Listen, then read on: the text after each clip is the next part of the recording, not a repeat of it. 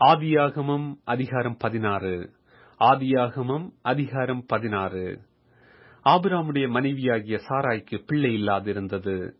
எகிப்து தேசத்தாளாகிய ஆகார் என்னும் பேர் கொண்ட ஒரு அடிமை பெண் அவளுக்கு இருந்தாள்.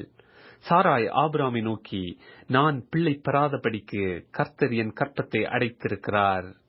என் அடிமை பெண்ணோடே சேரும், ஒருவேளை அவளால் என் வீடு கட்டப்படும் என்றாள்.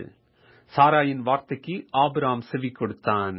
ஆபிராம் கானான் தேசத்தில் 10 வருஷம் குடியிருந்த பின்பு ஆபிராமின் மனைவியாகிய சாராய் எகிப்து தேசத்தாளான தன் அடிமை பெண்ணாகிய ஆகாரை அழைத்து அவளை தன் புருஷனாகிய ஆபிராமுக்கு மறுமனையாட்டியாக கொடுத்தாள்.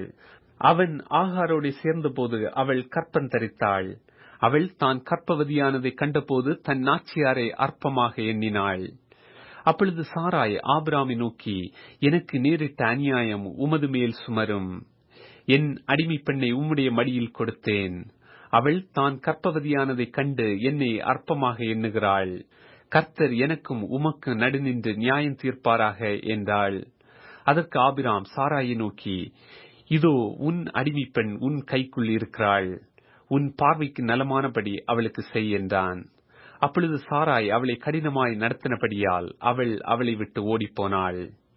கர்த்தருடைய தூதனானவர் அவளை வனாந்தரத்திலே சூருக்கு போகிற வழியருகே இருக்கிற நீரூற்றண்டையில் கண்டு, சாராயின் அடிமை பெண்ணாகிய ஆகாரே, எங்கே இருந்து வருகிறாய், எங்கே போகிறாய் என்று கேட்டார்.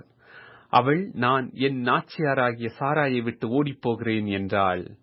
அப்பொழுது கர்த்தருடைய தூதனானவர், நீ உன் நாச்சியாரண்டைக்கு திரும்பி போய் அவள் கையின் கீழ் அடங்கியிரு என்றார். பின்னும் கர்த்தருடைய தூதனானவர் அவளை நோக்கி, உன் சந்ததியை மிகவும் பெருக பண்ணுவேன், அது பெருகி எண்ண முடியாததாய் இருக்கும் என்றார். பின்னும் கர்த்தருடைய தூதனானவர் அவளை நோக்கி, நீ கர்ப்பவதியாயிருக்கிறாய், ஒரு குமாரனை பெறுவாய். கர்த்தர் உன் அங்கலாய்ப்பை கேட்டபடியினால் அவனுக்கு இஸ்மவேல் என்று பெயரிடுவாயாக. அவன் துஷ்ட மனுஷனாயிருப்பான். அவனுடைய கை எல்லாருக்கும் விரோதமாகவும் எல்லாருடைய கையும் அவனுக்கு விரோதமாகவும் இருக்கும். தன் சகோதரர் எல்லாருக்கும் எதிராக குடியிருப்பான் என்றார். அப்பொழுது அவள், என்னை காண்பவரை நானும் இவ்விடத்தில் கண்டேன் அல்லவா என்று சொல்லி தன்னுடைய பேசின கர்த்தருக்கு நீர் என்னை காண்கிற தேவன் என்று பெயரிட்டாள். ஆகையால் அந்த துறவு பெயர் லகாய் ரோயி எனப்பட்டது. அது காதேசுக்கும் பாரேத்துக்கு நடுவே இருக்கிறது. ஆகார் ஆபிராமுக்கு ஒரு குமாரனை பெற்றாள். ஆபிராம் ஆகார் பெற்ற தன் குமாரனுக்கு இஸ்மவேல் என்று பெயரிட்டான். ஆகார் ஆபிராமுக்கு இஸ்மவேலை பெற்றபோது ஆபிராம் 86 வயதாய் இருந்தான்.